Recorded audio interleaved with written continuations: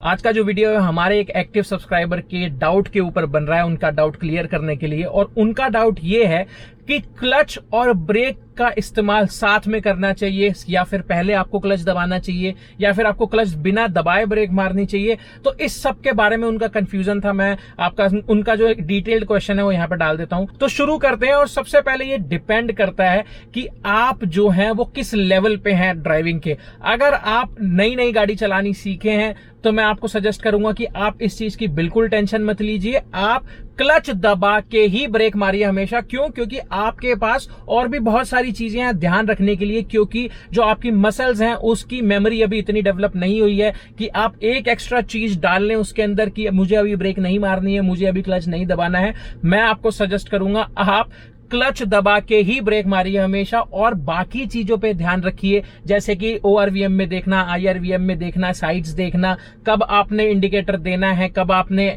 जो है वो डिपर देना है रात को। तो इन सब चीजों को आप ज्यादा ध्यान दीजिए और प्रैक्टिस करिए इस चीज के साथ। इस चीज पे भी आपको ज्यादा दिमाग लगाने की जरूरत नहीं है कि आपको क्लच दबा के ब्रेक दबानी चाहिए या फिर नहीं दबानी चाहिए।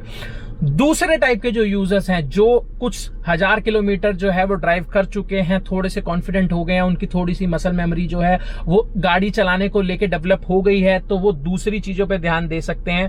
तो जो मीडियोकर लेवल वाले जो हमारे गाड़ी सीखने वाले भाई हैं उनके लिए जो है आगे की वीडियो होने वाली है। तो कैसे बता देता हूं, अलग अलग सिचुएशन होती है। सबसे पहला सवाल तो ये है कि क्लच दबाना ही क्यों है अगर आपको ब्रेक मारनी है। और उसका जवाब ये है कि अगर आप कम स्पीड पे क्लच बिना दबाए ब्रेक मार देंगे तो वो जो गाड़ी है वो झटका खा के बंद हो जाएगी, यानी कि इंजन जो है वो स्टॉल कर देगा गाड़ी को। और इससे आपके गियर के साथ साथ क्रैंक शाफ्ट और इंजन पे भी फर्क पड़ता है। तो हमने गाड़ी को स्टॉल नहीं होने देना होता है। इसलिए मैंने जो बिगिनर्स हैं उनको मैंने सजेस्ट किया कि आप हमेशा क्लच दबा के ही जो है वो ब्रेक मारेंगे। अब मैं आपको कुछ प्रैक्टिकल सिचुएशंस बताऊंगा जहां पे आपको क्या क्या इस्तेमाल करना है, पहले क्लच इस्तेमाल करना है या पहले ब्रेक इस्तेमाल करनी है, कैसे करना है वो हम आगे की वीडियो में देखते हैं।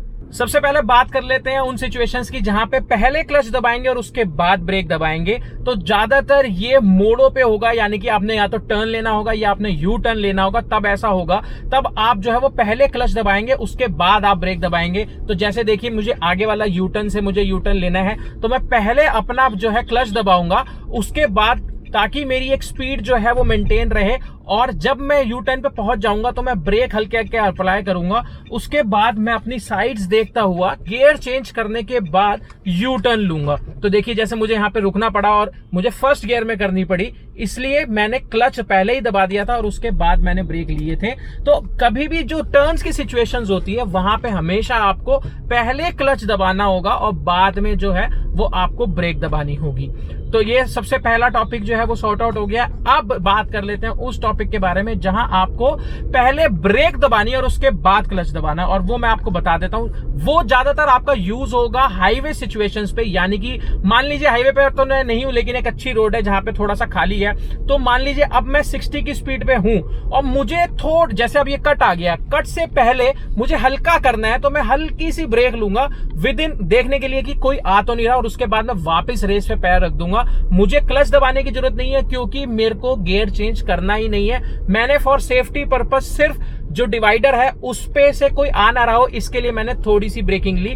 तो यही एक सिचुएशन होती है जहां पे आप ब्रेक पहले दबा सकते हैं और क्लच जो है वो जरूरत पड़े तो दबाएं, उसके वरना ना दबाएं। तो ये ज्यादातर आपको हाईवेज पे मिलेगी ये सिचुएशन यूज करने के लिए जहां आपको गियर नहीं चेंज करना ब्रेक करने के बाद। देखिए जैसे ये आया डिवाइडर आया, मैंने ब्रेक ली, मैंने देखा कोई नहीं आ रहा है, उसके बाद मुझे गियर चेंज करने की जरूरत नहीं थी तो मैंने सेम स्पीड के अंदर जो है वो कंटिन्यू करा, मुझे क्लच दबाने की जरूरत नहीं पड़ी।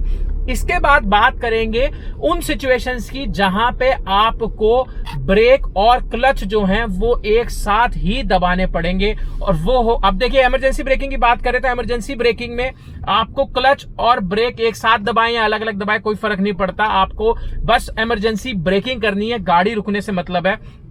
अब हम बात कर लेंगे उन सिचुएशंस की जहां पे आपको क्लच और ब्रेक जो है वो दोनों एक साथ दबाने हैं।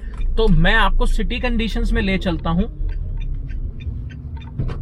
और यहां पे आपको अगर आप देखेंगे, यहां पे आपको जब भी ब्रेक दबानी है वो आपको क्लच के साथ ही दबानी है। देखिए जब भी मुझे ब्रेक दबानी है मुझे क्लच के साथ दबानी है, क्योंकि बहुत ही ज्यादा कम स्पीड पे मेरी गाड़ी होगी और मेरी गाड़ी जो है वो बंद हो जाएगी अगर मैं सही गियर में ना हुआ और मैंने क्लच का इस्तेमाल तो नहीं किया। तो जैसे मान लीजिए गड्ढे आ गए तो मुझे क्लच के साथ ही ब्रेक दबाना है। होप करता हूं आपको क्लियर हो गया होगा कि कौन सी सिचुएशंस में क्या करना है। मैं दोबारा कहूंगा, अगर आप बिगिनर हैं तो इन सब चीजों के बारे में मत सोचिए। जब भी आपको ब्रेक दबानी है बिना सोचे आप साथ में क्लच के दबाइए ताकि आपको कंफ्यूजन ना हो। और अगर आप थोड़ा सा गाड़ी चला चुके हैं, 4-5-6 हजार किलोमीटर गाड़ी चला चुके हैं, उसके बाद ही ये सब चीजें प्रैक्टिस करने की कोशिश करिए। आज वाली वीडियो के लिए इतना ही। सब्सक्राइब करते जाइएगा, लाइक करते जाइएगा, हो सके तो उन दोस्तों के साथ ये वीडियो शेयर कर दीजिएगा जो गाड़ी चलाना सीख रहे हैं।